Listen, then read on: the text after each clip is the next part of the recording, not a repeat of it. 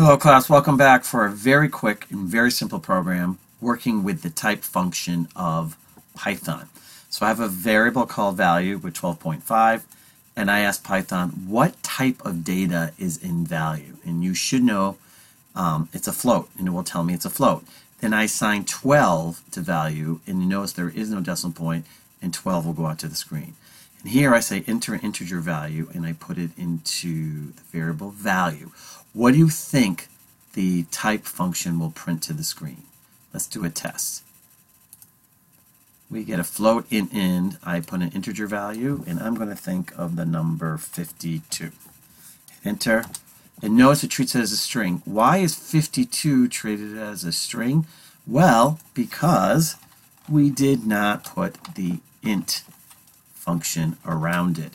And then if we rerun it, hopefully 52 will come out as a, oh, I got to resave it to another area because of permissions. So let me cancel this. Yes, I know. Let's say OK. Come over here, we say File, Save As. And put in my downloads, put it there, and then we run it.